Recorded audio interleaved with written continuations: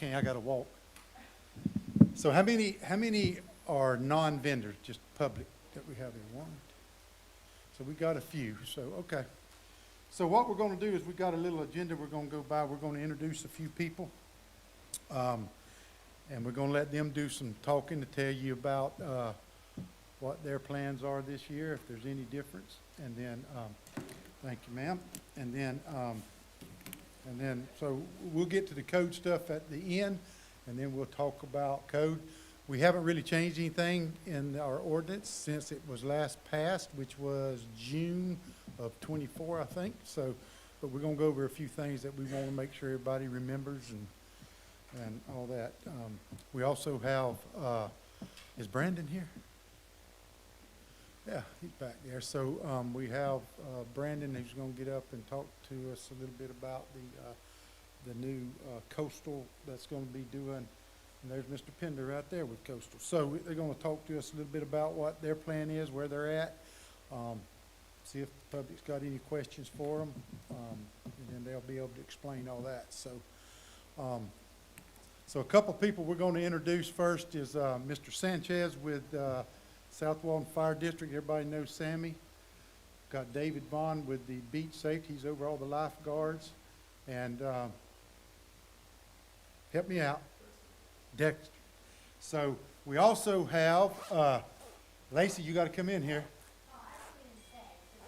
Well, I just want to let everybody that she's with Turtle Watch. So she's the one that clears the beach every morning during turtle season, and gets it cleared quick so that y'all can get out there. So that's her. We also have Lieutenant Tillett with the Sheriff's Office. So we'll let him do a little speech to y'all. I think he said it was only going to take about an hour and a half. So I'm just kidding. So anyway, has anybody, before we get started, has anybody got any questions for me before we get this thing rolling? Anybody got anything for me? Everybody's good. So, Tommy, you want to come up first and just tell them anything that you want to about spring break coming up, what you're wanting to do and going to do? Hey, good morning, everybody. Lieutenant Tommy Tillett. I'm over Special Operations, which includes all of beach operations for the Sheriff's Office. You know, we had a beach vendors meeting with a lot less people last week at the Sheriff's Office, so we kind of talked about vending. My big thing is I was a beach attendant back in the day, growing up and, you know, through high school. So I just want to make sure that we're creating good relationships with y'all. You know, I got 5 deputies and a sergeant on either rotation, and I have 5 beach community service officers out there on the beach as well. So, you know, if you see them driving down the beach in a truck or a UTV, hey, flag them down, you know, talk to them for a few minutes. But other than that, I want to make everyone aware that we're good to go for spring break. You know, we're ready for the 2025 season. So if you guys have any questions for me, feel free to ask. Anything?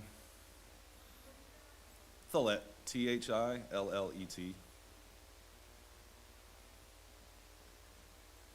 All right, I appreciate it. Man, Hey, you got off easy. appreciate it. David, you want to come up and talk to them about the beach safety stuff? Keep it short. Hey everybody, my name is David Vaughn. I'm with the South Walton Fire District. I'm the beach safety director. I see a lot of familiar faces. We have any new-ish vendors like last year or two? Anyone? How's it going? So for those of you, you already know me, you know my guys. We've had a really good run of relationship with you guys. Want to keep that going. My big asks right now are just keep the EVAs clear and just abide by the flags. If you're flying your own private localized flags, just change them as fast as you can. But everything's been running pretty smooth. Everyone's got a pretty good rhythm out there. We're getting ready to start off. We're going to be at our normal regional beach accesses, Sandestin, Rosemary, Alice, and probably Seaside soon. So we're going to be deciding over the next day or two whether or not we're going to be putting out our towers for spring break, because over the last couple of years we've had some of our towers get tossed in the Gulf and monkey, you know, they become jungle gyms at night for the kids. So we're a little bit, we're feeling like with the projections we might risk it in some spaces. So if you're not seeing a tower out there right away, don't freak out. We'll get them out as soon as the kids are gone. Last thing, we're going to be starting on March 1st. Hours of operation are going to be our regular 10 to 6, but I am going to have full-time supervisory staff out there as early as 8, sometimes 9 o'clock, and then we'll be staying until about dark for those people, just so that we have some response coverage. Friendly reminder, you guys have been really good about calling 911 instead of calling our personal phones. If you have any issues with anything beach safety related, call my phone. And if anybody doesn't already have my number, I'm going to shout it out real quick, 850-803-2601.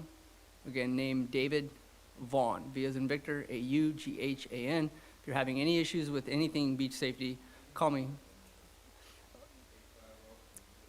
2601. All right.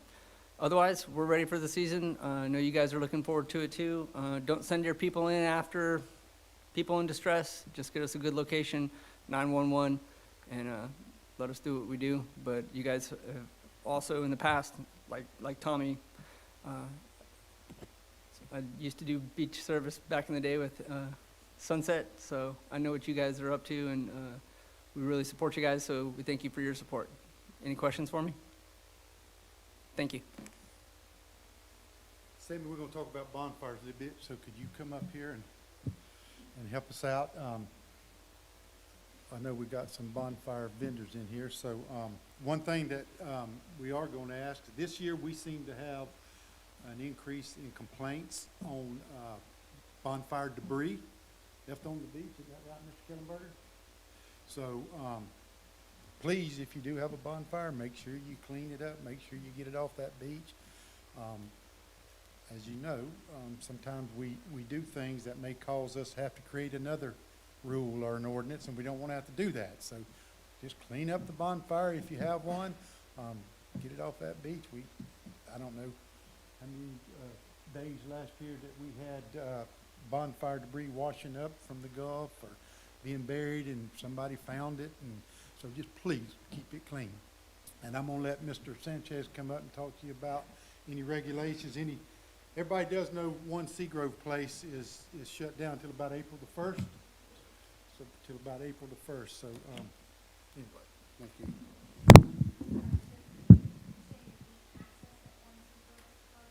That's correct. Now redoing the boardwalk. Good morning, everyone. Can you hear me? Sammy Sanchez, Fire Marshal, South Walton Fire District, for the record. I oversee the bonfire process. I'll give you a little brief history of how we came to oversee that. In 2010, the county commission asked us to take over, if we would oversee the bonfire permitting process. And first thing we said is, well, we don't really advocate people starting fires. It's not what we do. We put out fires.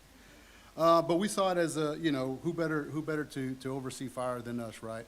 And I'll tell you, in 2010, the first question I asked was, curiosity, how much did you make in a year issuing bonfire permits?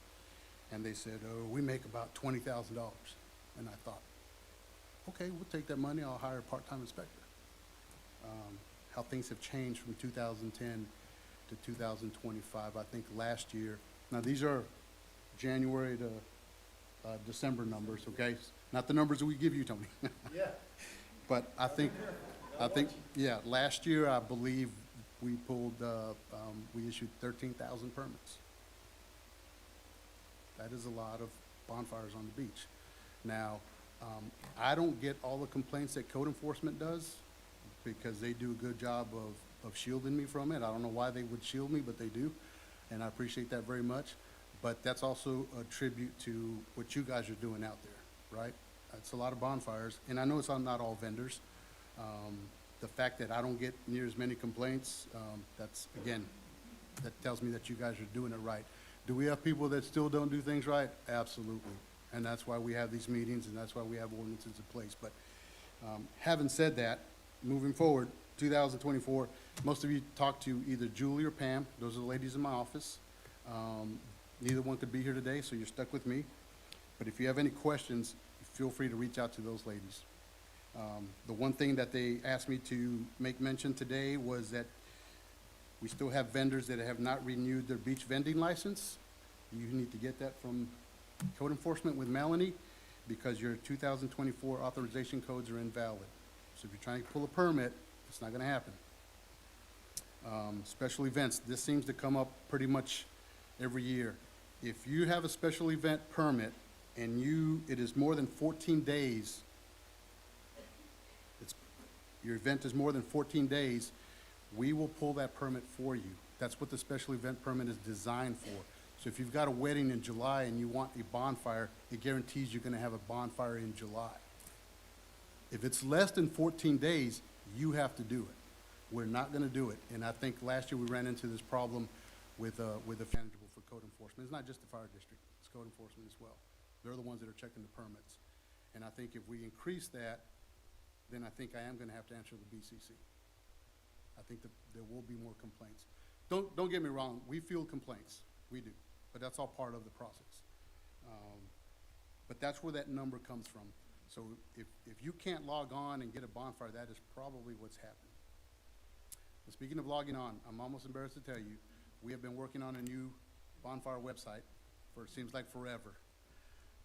Part of the problem is the bonfire website is so very South Walton specific, you can't call a company and say, hey, give me a bonfire website, you know, off the shelf. It's not a plug and play. It's very specific, and we've racked our brains trying to create something that really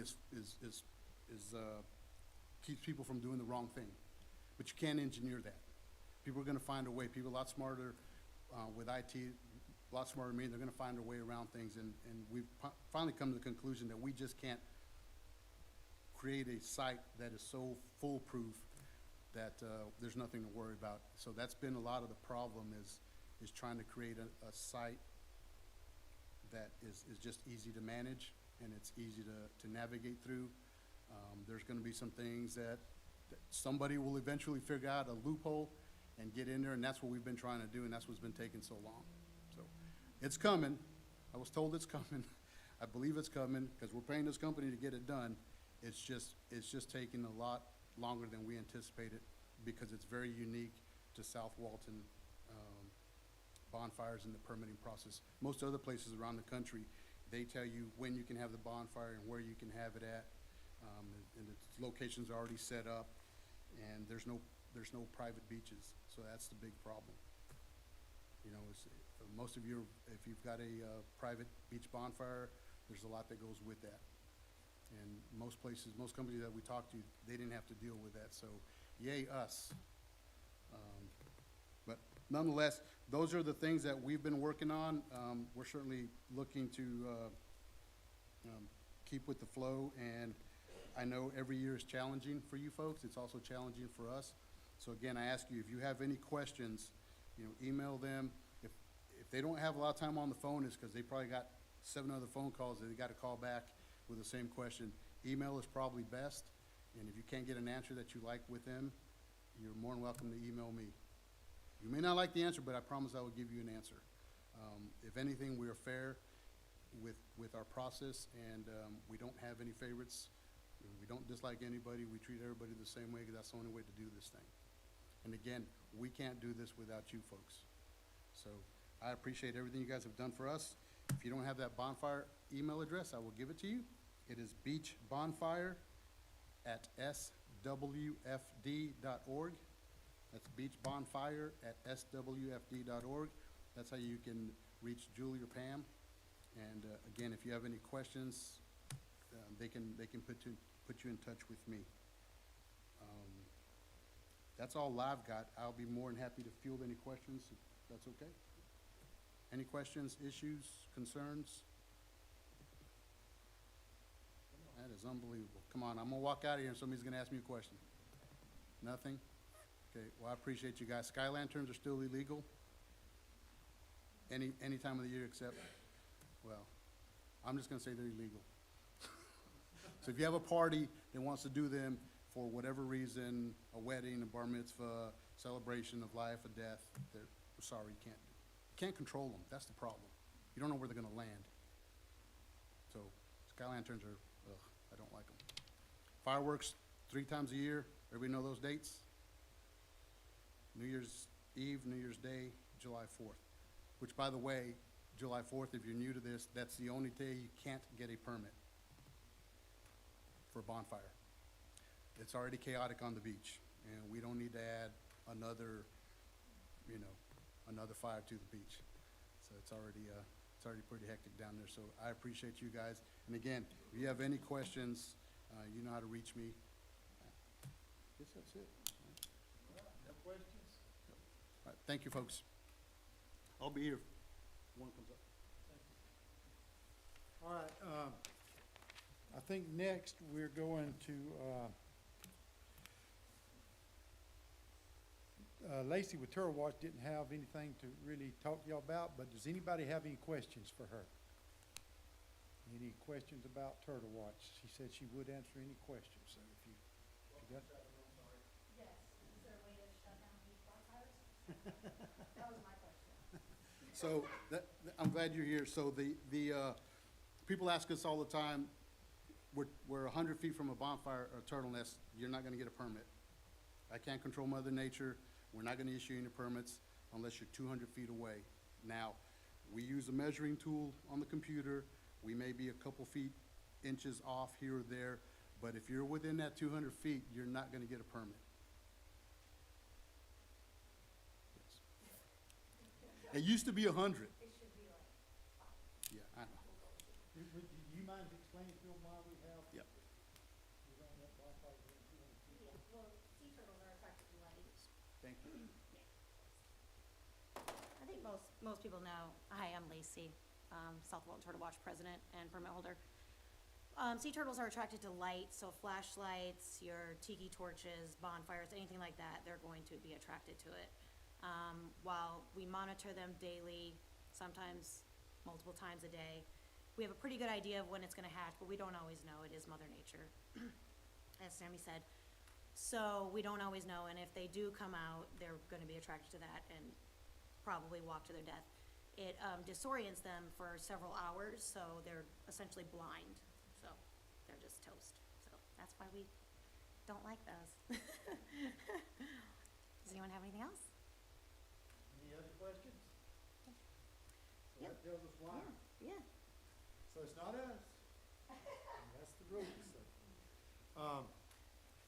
Next, I'm gonna ask Mr. Kellenberger if he can, just explain any maybe issues that they had this year on the beach. As you know, he's got people that works that beach 24/7, so, not 24/7, 7 days a week. You only work 23/7, right? 10 hours a day typically, but yeah, all we ask is that, as you perform your services on the beach for your clients, that you abide by the particular code that asks you to remove all of your associated garbage, debris, equipment from the beach completely and not put it in our bags. Last year, we still had some issues of finding bonfire remnants in the bags, and bonfire remnants could be the wood.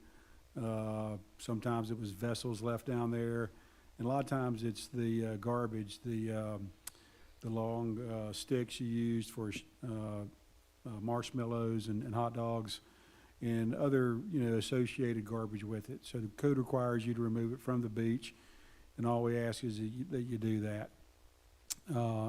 If you'll get it up to the top garbage can at the top of the beach access, at our regional beach accesses, I don't really have difficulty with getting it from there. It's when it's down on the beach. As you know, the paper bags we use that are environmentally friendly also don't hold up well to weight and wet garbage. So all we ask is you help us do our job and remove all that stuff from the beach. If you experience anything down at the public beach accesses that's not supposed to be there, we have new signs that'll be posted on our beach accesses that give you a QR code that you can jump on that real quick and leave us a quick message of an issue that needs to be looked at. And that'll be the absolute quickest way to get something resolved, be it a problem that was created by just a regular beachgoer or by another vendor or by anybody. Or if you see one of our beach operations people, crew members, they wear the light blue shirts typically. If you'll just catch one of them and say, hey, there's a little bit of a problem at such and such beach access, they'll relay it to a crew leader. and it'll get taken care of as quick as we can. So I appreciate everything y'all do and appreciate the continued partnership of helping these beaches act like they're supposed to. Thank you, Brian. And just to reiterate what Brian was talking about there in the ordinance, it says each vendor shall have a trash receptacle on site and shall at the end of each business day be required to ensure that all trash resulting from operations within a distance of 100 feet measured in any direction is removed from the beach. So that's what he's talking about, so just help him out if you will. All right, so we talked about Turtle Watch a little bit, we talked about beach operations. I'm gonna let our two beach supervisors are Cliff Hollington and Shane Busby. I'm gonna let them just briefly say a little bit to you and what they're looking for this year and what, you know, everybody knows that we have two officers that are assigned to what we call our managed vendor program. Those officers, they help beach code, but they also, I mean, their main job is to do the managed vendor program. We're gonna have a couple new ones this year. So they'll be coming around introducing yourself. We also will have the beach ambassadors back this year, stationary at the most of the regional beach accesses. So you will see, it's probably gonna be a light blue shirt that they'll be wearing. And we're actually not gonna call them beach ambassadors, we're gonna call them beach stewards, because there's been some confusion with that name. So, but anyway, we'll have some stationary people 7 days a week at most of all the regional beach accesses that can direct people, give them some, you know, information on the beach activities ordinance. If they're starting to set a tent up next to the water, let them know that they can't do that and those types of things. So hopefully that's gonna help us out a little bit. Cliff, you got anything? Yes, sir. One of the biggest things that we've run into with the officers is maintaining on dry sand. Cannot have your equipment in the wet sand. You have to maintain it in dry sand on county and private beaches where there's vending. And that goes for the general public as well. Everything has to be maintained on dry sand within Walton County now. And another thing is your signage. Make sure you're just following the ordinance on signs. If y'all have any questions, y'all can flag the officers down. You can contact me or Shane. We'll assist with the signage, but we had an issue with signage last year.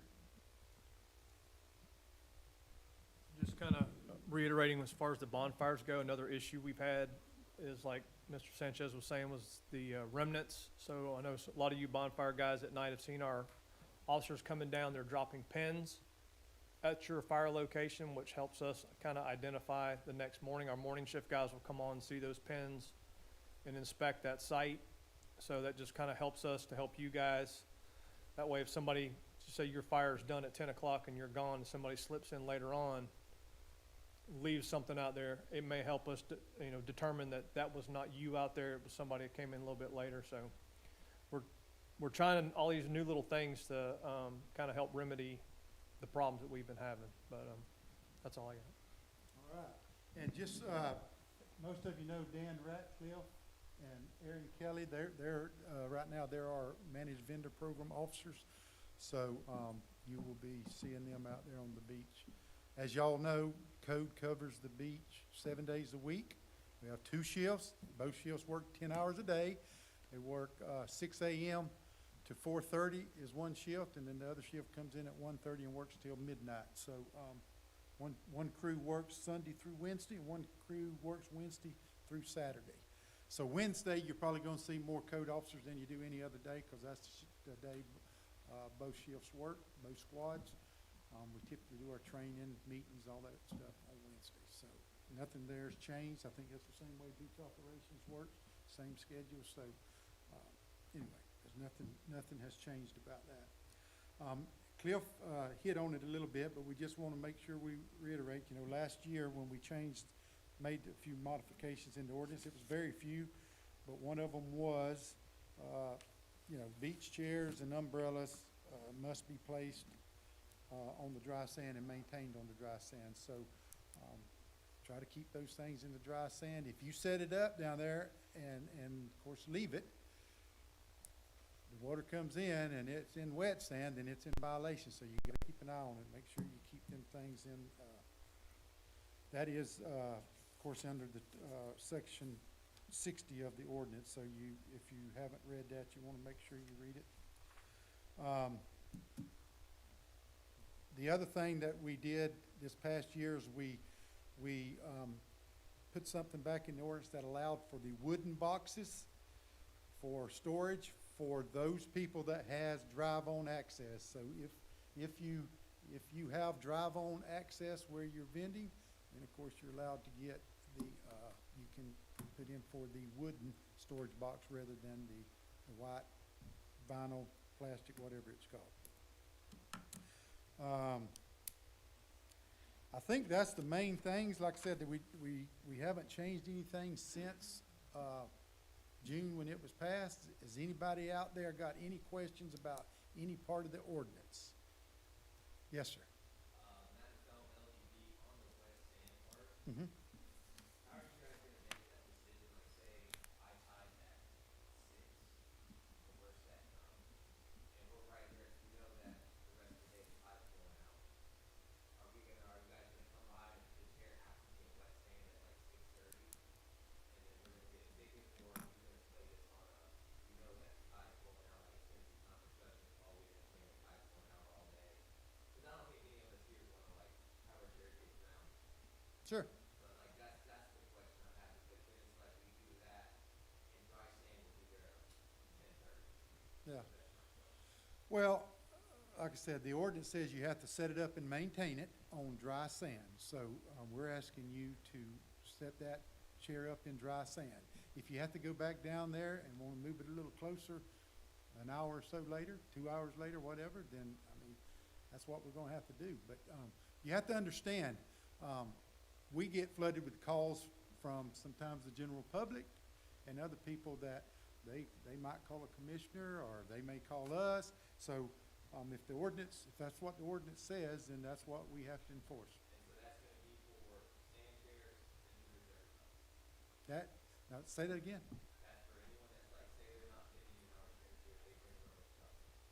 You know, the wet sand, so if we look down, The ma- and we can't be in the wet sand, but then we got 5 people down there, if we're getting told we can't be in wet sand, but then code codified them, So that's the question. the whole reason for this is to leave the wet sand open for the public to be able to traverse. That's the whole reason for it. If the general public has, you know, 1 or 2 chairs up there and people can still get by, then So would that be the same thing for no, vendor has to set up and vendors have to set up and maintain and dry sand. I don't know how else I can tell you. Vendors can, vendors, listen to me. Vendors set up and maintain their chair in dry sand. Vendors set up and maintain in dry sand. Anything else? Yes, ma'am.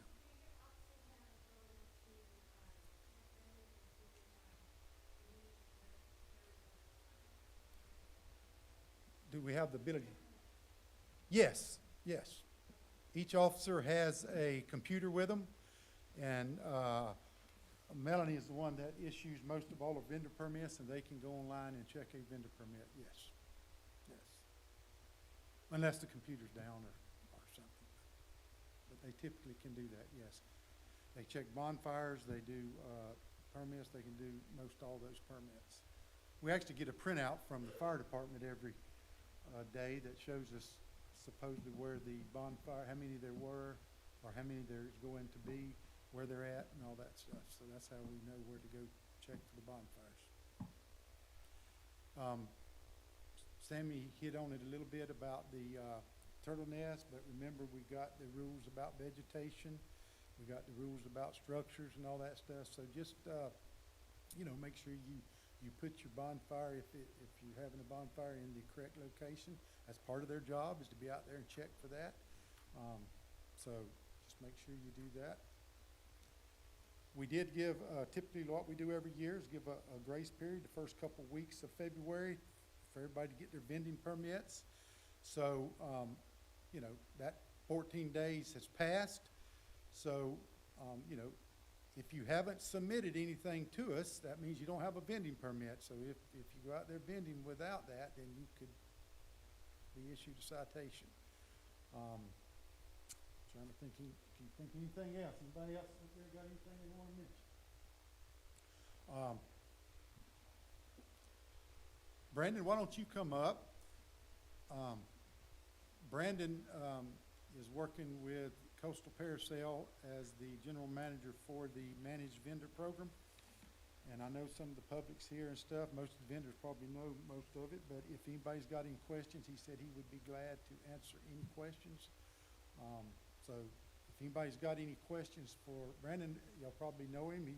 He's been on the beach for a while, and he's been doing this for some time, so he's experienced in it. So anybody got any questions for Brandon about the managed vendor program, where they're at, what they're doing? Come on, this is a quiet crew. No questions for yes.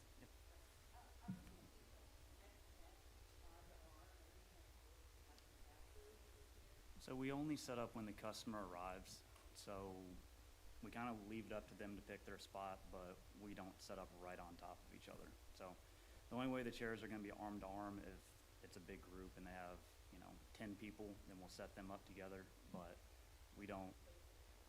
Oh yeah, we try to leave, probably the width of the table between sets, so.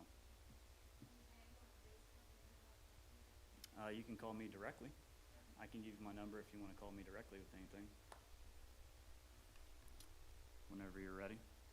It's 850-233-0914. So if you have any questions, any concerns, see a problem out there, have a problem with an attendant, anything, just give me a call and I'll fix it. Yeah. Yeah. Yeah, one thing that we would ask too, and some of you do it and do it well, but if you see something that's a violation that you're concerned about, we have a complaint form on our website. We have one for our street code, our parking enforcement, and our beach code. So we would ask that you go out there and enter that complaint on there and submit it, because what happens then, we can track it then, and it goes to, all the officers get it. That way our supervisors knows when it comes in, and they can, if somebody hadn't answered that call in a reasonable time, then it's their job to make sure someone gets to it. So that's the best way for us to track it and to keep up with it. So we just ask that you enter a complaint. I know some of you has got some of the officers' phone number and you'll call them or whatever, but it's just easier for us to track it if we get you to put a complaint in online, and Ms. Kim can pull us some statistics then and numbers. It just helps us a lot. Anything else? Come on, y'all have got to have a question. Dave, I know you got one. I can see it on in your eyes. All right, thank you guys. Fire department, do y'all have anything else? Nope. So we're hoping everybody has a great summer, a safe summer. Our goal as code compliance is to gain compliance. So that's what we're working toward. I don't know if you know it or not, but I'll tell you, the Florida statute requires that we give you ample time or reasonable time to correct an issue if you have an issue, unless it is an issue that involves safety or something like that. So we're, that could be glass, that could be double red flags, those types of things. But if it's a, if it's a chair in the wrong place, typically we're going to give you a warning and tell you this is where you need to set it. Then if we have to come back and do it again, then you've had your warning. So, yes, there we go. I knew it. I knew he couldn't stand it. A comparison between the citations that are issued to beach vendors. First of all, how many beach vendors, vending chairs and umbrellas are permitted? Do you know that? Do we know roughly how many we had last year? Probably about 250. So anywhere on the record, you have a separation of chair vendors, wedding vendors, all the others classified as being permitted. Yes. So how in comparison on number of citations for the beach vendors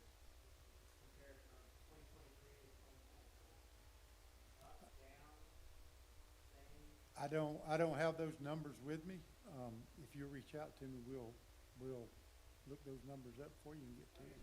We're kind of noticing the lack of complaints or let for us on or inform us on and so forth has really gone down year after year. So it sounds like the vendors are doing a pretty good I think in part, in the big picture, most of the vendors are absolutely doing a good job, and we appreciate that. Yes, I do believe that. Yeah, so, you know, we're gonna have a few little hiccups here and there, but I think in all, I think the vendors are doing a good job.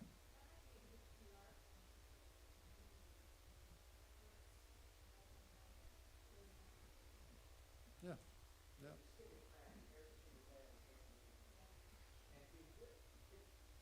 I'm sorry, I just want to say this one thing. But it really does seem like the county's going out of their way to promote and to really encourage the new contractors with a couple people. It really does look that online, you guys are posting this, you're sending out emails, and people are trying to get people hired. It all seems like it's coming through the county. You really don't ever see that ever. Yeah. The vendors that have been here doing it for so long, that have paid all the fees and done every single other thing, really getting help. They're getting corrected nothing. Well, I think, You know, going forward, some kind of PR, that helps. yeah. What are they doing with after speech? Well, I mean, I think tourism, spends a lot of money every year advertising, bringing people in here that come out there to, rent chairs from you, for sure, absolutely.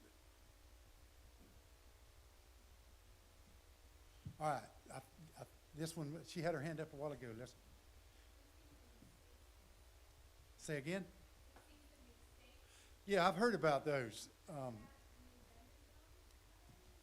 No, I think they're doing surveys on the beach. Do you know anything about that? So the stakes I've seen have a note on this, say, emergency access easement or emergency, a variation of that. It's my understanding that it's part of the beach survey that is being, it was part of the conclusion of the customary use case. So with that customary use closure, the county was required to do a beach survey of all the properties on the beach. And one of the components is the emergency access at the toe of the dune. And I think that's the stakes that people are seeing now. The pictures I've received have that same lettering on the side of them.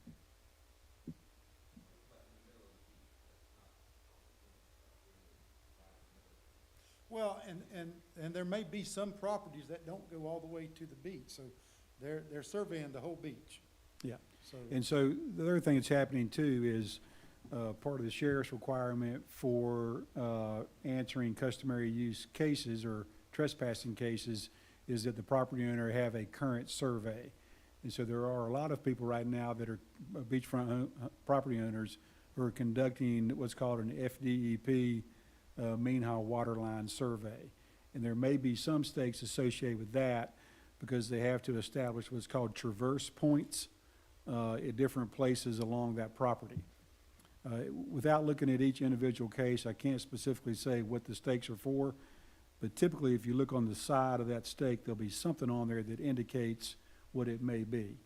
If you see EMS, EAS, that's emergency easement, meaning the emergency vehicle corridor at toe of dune. Anything else on there would probably be indicative that it's actually a private property survey. yes, sir.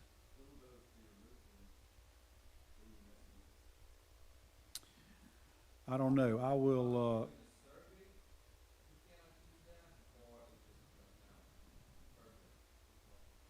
pardon me? So the code requires that you leave the emergency access corridor free of vendor equipment. But it'd be up to code enforcement to Yeah, let's let them get through with all the surveys. We haven't been given any information about it yet, so we don't, we're not out there enforcing anything or anything with it, so let's just let them get through with the survey, and I don't know how much longer it's gonna take, but I think they've been working on it for some time now. Yes, sir.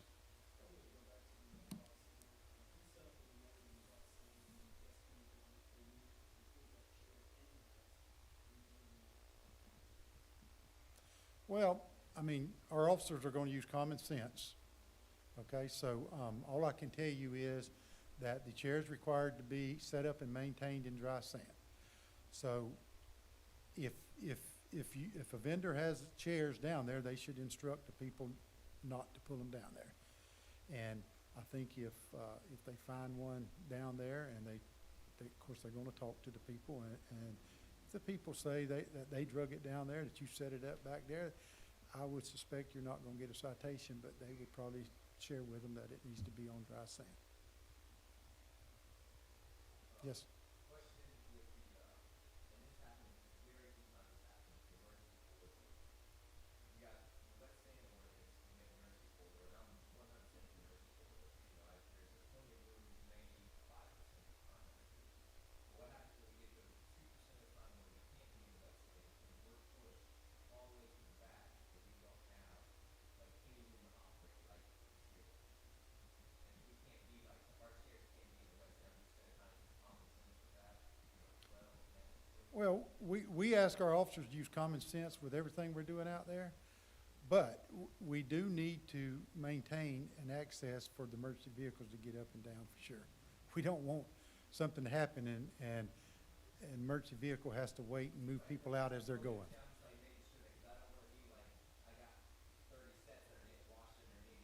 Yeah, Our yeah. floor behind us, but Well, and there's times, you know, during different weather events that there's not much beach left. And when we have that, people can't do bonfires. I mean, there's some days that we just may not be able to do exactly what we do other days. So, but we're gonna work with you. We're gonna use common sense.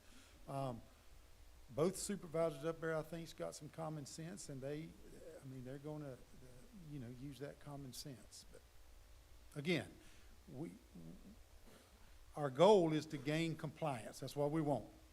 So as long as if we see a violation and we ask you to get into compliance and you do, as long as you're not doing that every day and we have to, once we tell you that, then you've been warned.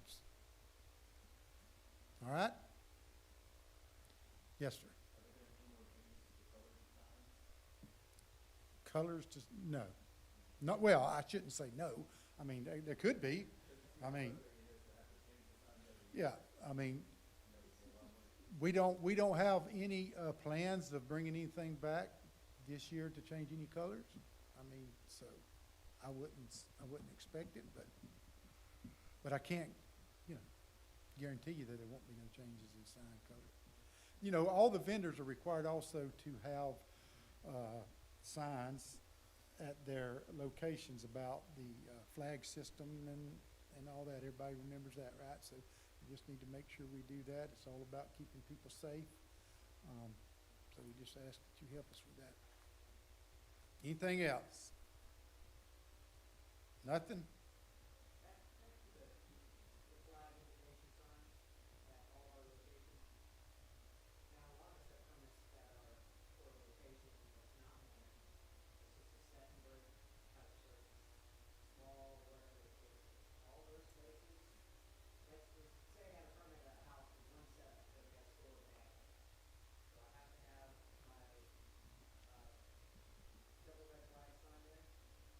What does the ordinance say, Dave? What does the ordinance say, Dave? Yeah, I understand that. I understand that. No.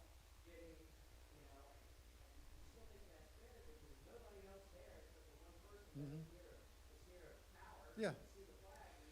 Well, and I mean, I think I've said it multiple times. Give me just a second, Dave. I think I've said it multiple times. We're going to use common sense, all right? So, I mean, that's all I can tell you. You've probably read this ordinance multiple times. You probably know it. You have been known to get it wrong, you're right. But we will correct you when you're wrong, don't worry. Anything else? Yes, ma'am.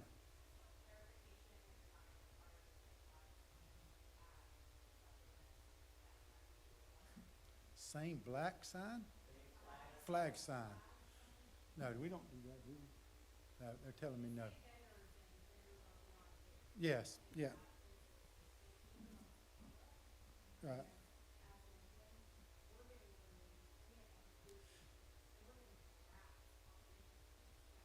Yeah. Yes, and I understand that, and believe me, we get it too. It is.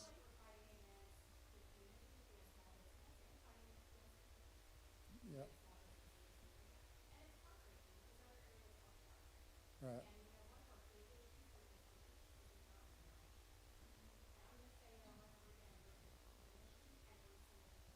Yeah.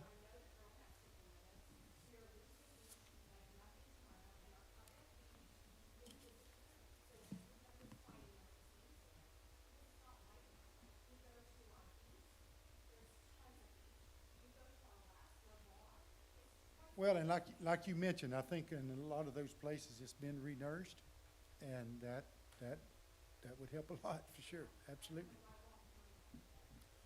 Well,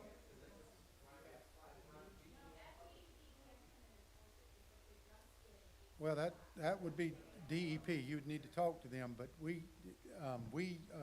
believe me, the county would love to have the beach re-nourished, absolutely.